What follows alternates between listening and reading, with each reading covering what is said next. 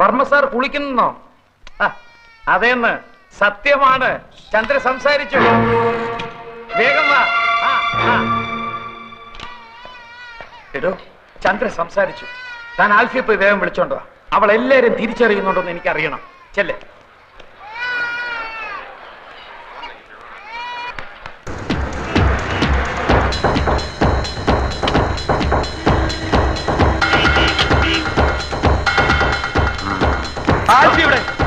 അവിടെ ഉണ്ട്.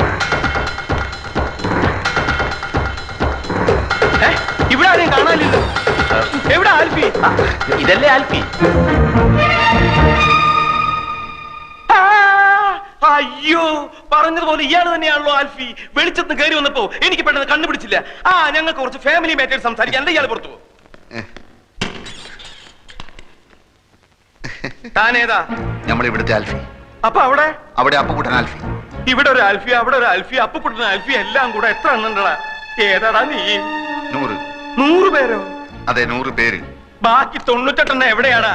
നീയൊക്കെ കൂടെ എന്തൊക്കെ തെമ്മാടിത്തരടാ കാട്ടി വെച്ചിരിക്കണേ? എല്ലാം പുറത്താവാൻ പോവാ. ചന്ദ്ര സംസാരിച്ചു.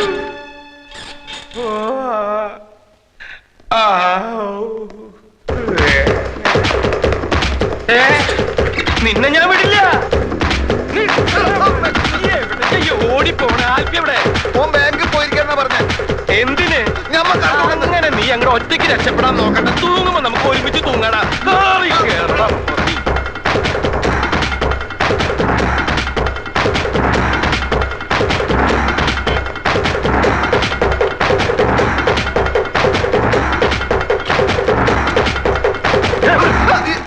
ഞാനാ ചപ്പുകുട്ട. എല്ലാം താറുമാറാവും പോകുന്നു. എന്ത് പറ്റി? ചന്ദ്രകുഞ്ഞ് സംസാരിച്ചു. ഇനി എന്ത് ചെയ്യും? ആറ്റമ്മ ഒളിച്ചു വെച്ചിരുന്ന സ്ഥലം നിനക്കറിയോ? എന്തിനാ അവിടെ പോയി ഒളിക്കാൻ? അല്ല, അതിന്ന് ഒരെണ്ണെടുത്ത് പൊട്ടിച്ചാലേ ലോകം മുഴുവൻ അവസാനിക്കല്ലോ. എന്റെ ദൈവമേ, ഞാനിനി അങ്ങോട്ട് പോവും. നിങ്ങൾ കണ്ടാ സംസാരിക്കും? കണ്ടില്ല, കേട്ടു. ഒരുപക്ഷെ അന്ന് കൈ പൊക്കിയതുപോലെ ഒരു വാക്കോ മറ്റോ മിണ്ടിയതാണെങ്കിലോ? അങ്ങനെയാണെങ്കിൽ രക്ഷപ്പെട്ട്. ഏതായാലും പോയി നോക്കാം. ഞാൻ പുറത്ത് നിൽക്കാം, നിങ്ങൾ അകത്ത് പോയി നോക്ക്. സംഗതി കുഴപ്പമാണെങ്കിൽ ഞാൻ മുങ്ങും. എങ്ങോട്ട്? പാതാളത്തിലേക്ക്. ഒരു വഴി ഞാൻ കണ്ടുവച്ചിട്ടുണ്ട്.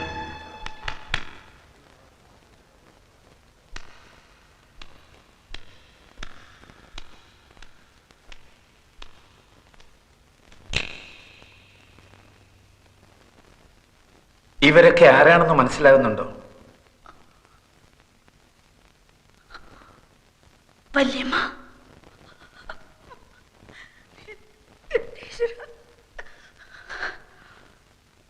ശങ്കരമാവൻ, വേണുട്ടൻ. അതാരാണെന്ന് മനസ്സിലായോ?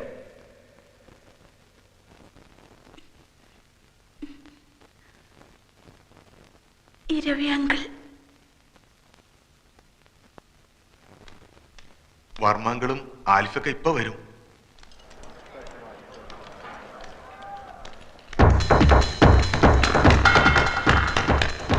ഓടിക്കോ മോനെ, ഓടിക്കോ. അവിടെ എല്ലാം തത്ത പറയണ പോലെ പറയണു.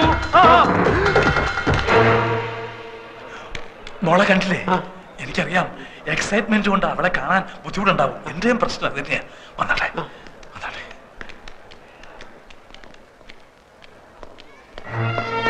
എന്റെ ഈശ്വര, കുളിച്ചോണ്ട് നിൽക്കുമ്പോഴാ ഞാൻ വിവരം അറിഞ്ഞത്. കുളി തുടരണോ നിർത്തണോ എന്താ വേണ്ടെന്ന് അറിയാൻ വയ്യാത്ത ഒരവസ്ഥ. ശബ്ദത്തിന്റെ ഉച്ചസ്ഥായി മൗനം എന്ന് പറഞ്ഞതുപോലെ സന്തോഷത്തിന്റെ പാരമ്യത്തിൽ കണ്ണീര് വരും. ചിലപ്പോ ഹൃദയസ്തംഭനം വരെ ഉണ്ടാവാം. എന്റെ പ്രാർത്ഥന ഈശ്വരൻ കേട്ടു. അല്ല, നമ്മുടെ പ്രാർത്ഥന ഈശ്വരൻ കേട്ടു.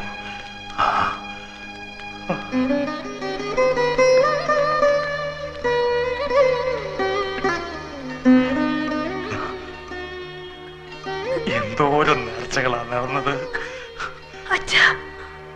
മതി, അച്ഛനത് മതി. കുറുപ്പേ, എന്തോ ഇന്ന് തന്നെ ചന്ദ്രയുടെ ആൽഫിയുടെ പേരിൽ എല്ലാ ക്ഷേത്രങ്ങളും വഴിപാട് നടത്തണം. ഇപ്പൊ കാലുകൾക്ക് മാത്രമേ തളർച്ചയുള്ളൂ. Otherwise she's fine.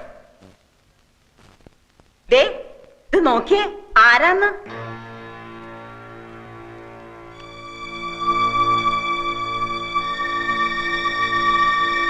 ആരാ?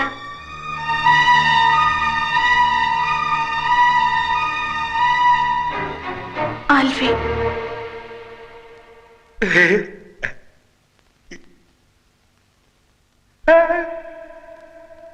ഇനി നമുക്കെല്ലാവർക്കും പുറത്തേക്കൊന്ന് ഇറങ്ങിക്കൊടുക്കാം. ഒരു 5 മിനിറ്റ് ആൽഫിക്കും ചന്ദ്രയ്ക്കും മാത്രമായിട്ട്. Of course.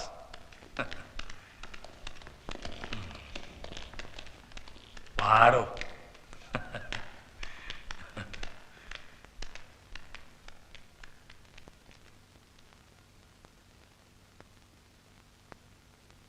എന്തിനാ എന്നെ രക്ഷിച്ച്?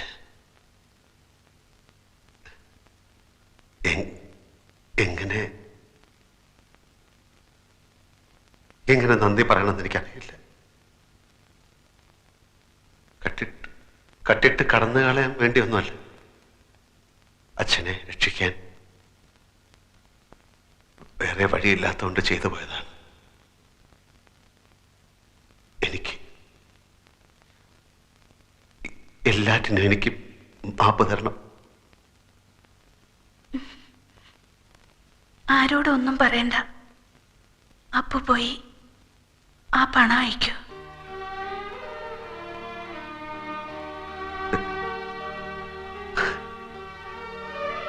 മറക്കില്ല ഞാൻ. മരണം വരെ ഞാൻ മറക്കില്ല.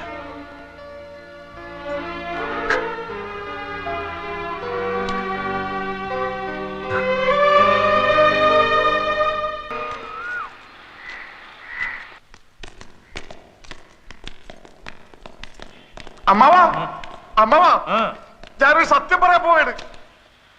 നീ എവിടെ ആയിരുന്നല്ലോ കുറച്ച് ദിവസം? അതൊക്കെ പിന്നെ പറയാം. ഞാനൊരു സത്യം പറയട്ടെ, ഞെട്ടരുത്. ആരോ നല്ലവണ്ണം പെരുമാറിയ പോലെ ഉണ്ടല്ലോ. ഞാനൊരു സത്യം പറയട്ടെ, ഞെട്ടരുത്. അയ്യോ, നിന്നെ ഈ നിലയിലാക്കിയതായിരുന്നു. അമ്മേ, ഞാനൊരു സത്യം പറയട്ടെ അമ്മേ. അയ്യോ, ഇതെന്ത് പറ്റി? ആരോട് പറയാതെ എങ്ങോട്ടാ പോയത്? എല്ലാരും കൂടി ഇങ്ങനെ ചോദിച്ചോണ്ടിരുന്നു. ഞാനങ്ങനെ സത്യം എല്ലാവരും ഒന്നും മിണ്ടായിരിക്കേ. അവൻ പറയട്ടെ, പറ. ഞെട്ടരുത്. ഞെട്ടില്ല. പക്ഷെ ഞെട്ടും. ഞെട്ടില്ല എന്ന് പറഞ്ഞില്ലേ? ആ, ഞെട്ടി. ഇവിടെ ആൽഫി എന്ന് പറഞ്ഞ് നടക്കുന്നവൻ ആൽഫി അല്ല, അപ്പക്കുട്ടനാണ്. കുറ്റിപ്പുറത്ത് ഗോവിന്ദൻ നായരുടെ മകൻ ചേരിൽ അപ്പക്കുട്ടൻ നായർ. തെളിവ് തരാം. അപ്പക്കുട്ടന്റെ പെങ്ങൾ സൗദാമിനി, അളിയൻ രവീന്ദ്രൻ നായർ. ഞെട്ടി, എല്ലാവരും ഞെട്ടി. ഞാൻ പറഞ്ഞില്ലേ ഞെട്ടരുന്ന്. ഇതാണോ ഇത്ര വലിയ സത്യം? എന്നാൽ ഞാനൊരു സത്യം പറയാം. അപ്പക്കുട്ടൻ തന്നെയാണ് ആൽഫി.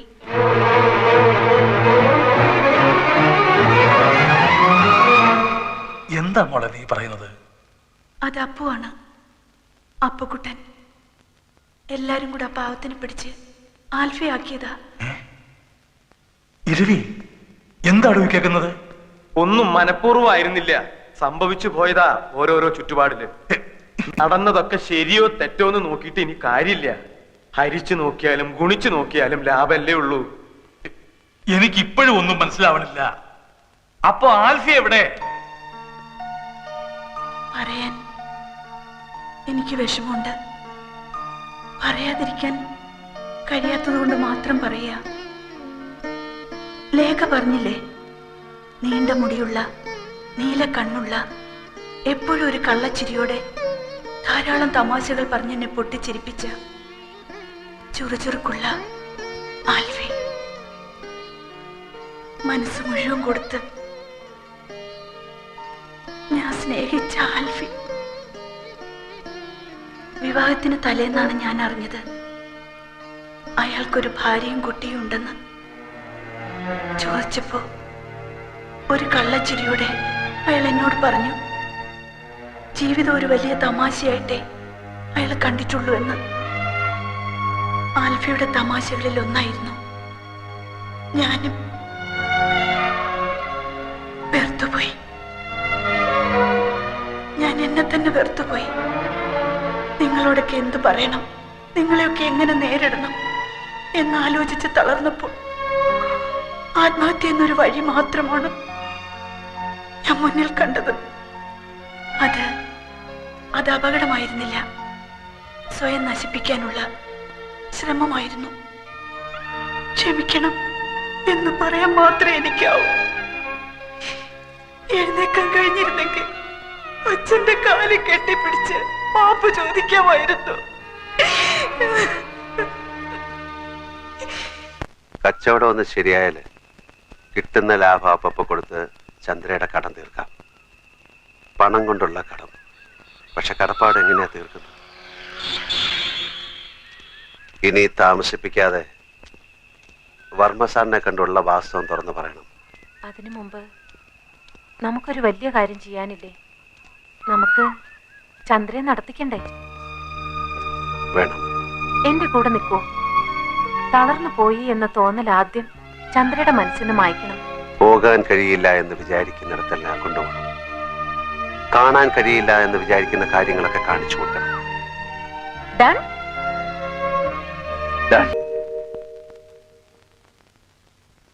ആദ്യം തോന്നിയത് ഒന്നങ്ങ് വീക്കാനാ. അത് കഴിഞ്ഞപ്പോ അതിശയായിരുന്നു.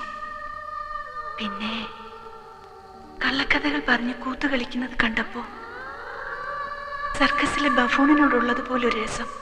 പിന്നെ എപ്പോഴാ ഇഷ്ടായി മാറിയത്? അന്ന് അപ്പോ പോയപ്പോ തിരിച്ചു വരും വരെ ആശുപത്രി ചുവരിലെ ബ്ലോക്ക് നോക്കിക്കിടന്നു. ആ സൂചികൾ ഇനിയും വേഗത്തിൽ ചുറ്റണമെന്ന് ഞാൻ ആഗ്രഹിച്ചു. അപ്പോഴാ എനിക്ക് മനസ്സിലായത് അപ്പൂനെ എനിക്കിഷ്ടാണെന്ന്. അപ്പോ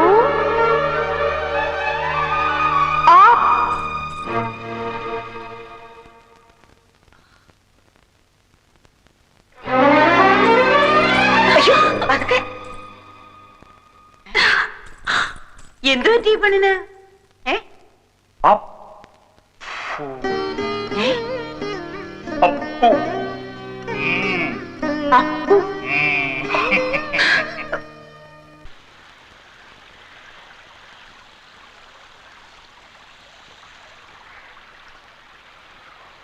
ഒരു കാര്യം സത്യം പറയട്ടെ. എന്താ?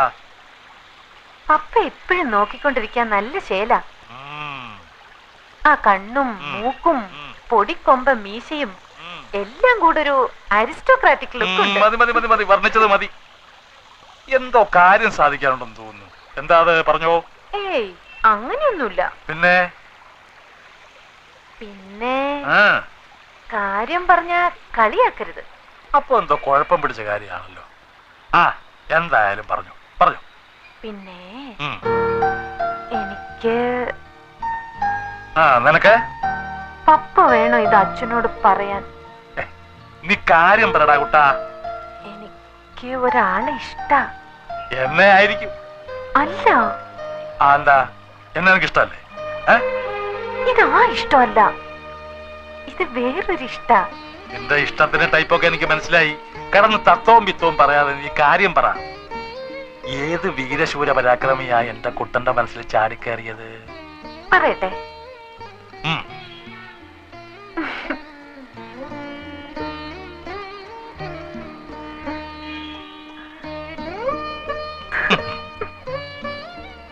നിനക്കിഷ്ടപ്പെട്ടവൻ ഏത് മരക്കോന്തനായാലും ശരി, പാപ്പാക്ക് സമ്മതം. റെഡി? ആരാ പറ. അപ്പോ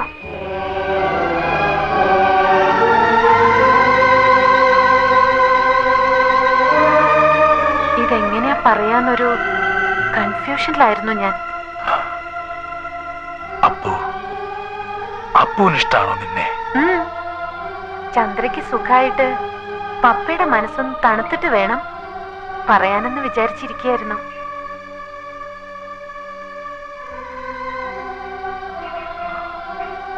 ചന്ദ്രയ്ക്കറിയോ നിങ്ങൾ തമ്മിൽ ഇഷ്ടമാണെന്ന്? ആർക്കും അറിയില്ല. ആദ്യം എല്ലാ കാര്യവും ഞാൻ പപ്പയോടല്ലേ പറയാ. പപ്പയല്ലേ ഇന്ന് വരെ എന്റെ എല്ലാ ആഗ്രഹവും സാധിച്ചു തന്നിരുന്നത്.